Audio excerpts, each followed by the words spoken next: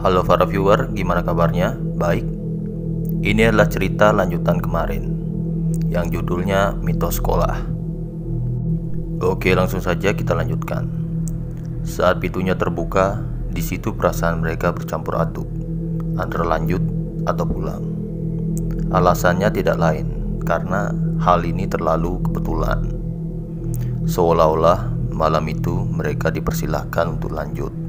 Tapi di saat bersamaan, mereka berempat mulai merasa merinding, merasakan hawa-hawa yang tidak biasa saat mereka menatap ke arah lorong yang gelap. Saat itu mereka berempat saling menatap satu sama lain. Dan saat itu Bella menghela nafasnya lalu berkata, "Ayo cepat selesaikan ini dan pulang," sambil melangkahkan kakinya ke dalam gedung dan diikuti oleh ketiga temannya menuju ke tempat mitos berikutnya, yaitu laboratorium.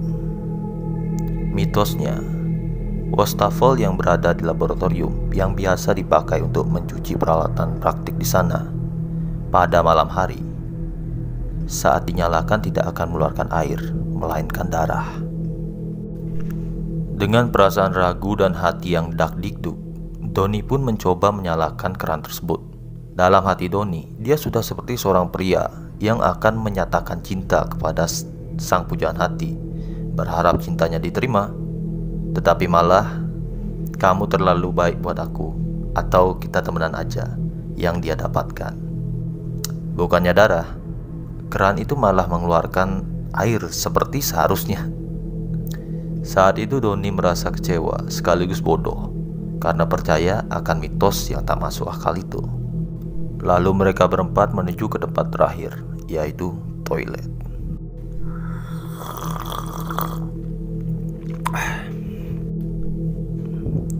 Berbeda dari mitos-mitos sebelumnya yang cuma terkesan seram, jika mitos kali ini terbukti benar, maka mungkin salah satu di antara mereka akan benar-benar mati. Legenda mengatakan kalau seseorang memasuki bilik kamar mandi paling ujung tepat jam 1 malam di malam tertentu, maka katanya seutas tali akan keluar melalui ventilasi udara dan dengan cepat menggantung leher orang tersebut sampai mati. Karena cerita tersebut, tak satu pun dari mereka yang berani memasukinya dan meresikokan nyawa mereka. Bahkan para anak lelaki yang jantannya bukan main saling menantang satu sama lain memasuki bilik toilet itu. Bella yang melihat itu pun muak dan bilang bahwa dia yang akan pergi ke sana. 3 anak laki-laki pun terdiam saat Bella dengan perlahan pergi dan memasuki bilik tersebut. Semakin lama mereka menunggu, rasa cemas dan khawatir yang mereka rasakan semakin menjadi-jadi. Hingga pada akhirnya 10 menit kemudian Bella pun keluar dalam keadaan utuh. Dia pun bilang, "Sudah kuduga itu cuma urban legend yang bodoh." Doni sama sekali tidak kecewa mendengar pernyataan itu, melainkan dia merasa lega karena temannya kembali dalam keadaan baik-baik saja. Mereka pun segera pergi dari sekolah bersama-sama sambil mengobrol di sepanjang perjalanan hingga akhirnya berpisah menuju ke rumah mereka masing-masing. Lalu tamat. Ya enggak lah Ferguson, masa tamat? Keesokan paginya, Doni, Tono, dan Tony mendapatkan panggilan yang tidak mereka duga-duga dari ibunya Bella. Mereka bertiga bertanya-tanya hal apa sekiranya yang membuat ibunya Bella memanggil mereka. Sampai ibunya Bella menjelaskan bahwa Bella hilang. Di pagi harinya, saat ibunya memasuki kamar Bella, Bella sudah tidak ada di sana. Mereka pun kaget dan menjelaskan sejujurnya apa-apa yang terjadi kemarin malam. Saat itu, para orang tua dari masing-masing mereka berkumpul di sekolah untuk meminta bantuan kepala sekolah. Kepala sekolah pun bertanya kepada mereka bertiga apa yang sebenarnya mereka lakukan di sekolah malam-malam. Sambil menjelaskan, Doni secara tidak sengaja menoleh ke arah patung pendiri sekolah dan dia pun menyadari sebuah kejanggalan. Mata patung yang kemarin jelas-jelas dia lihat melirik ke arah kiri, sekarang malah terlihat menatap lurus ke depan. Kok bisa?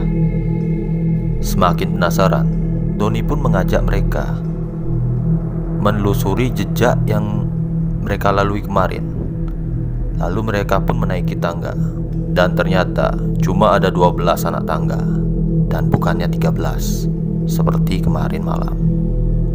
Mengetahui hal tersebut, Doni segera menuju ke laboratorium.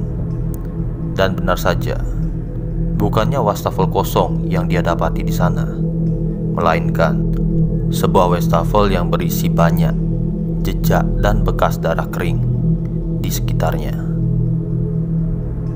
Mereka bertiga pun mengalami rasa takut yang benar-benar luar biasa, karena sadar bahwa entah bagaimana mitos-mitos tersebut menjadi nyata dengan cara yang tidak terduga. Mereka cuma bisa berharap mitos terakhir itu tidak benar dan Bella masih selamat. Mereka pun memberitahu pada orang tua tempat terakhir yang mereka kunjungi, yaitu toilet. Untuk berjaga-jaga, mereka pun membuka bilik toilet satu persatu, berharap Bella ada di salah satunya, sedang tertidur atau semacamnya.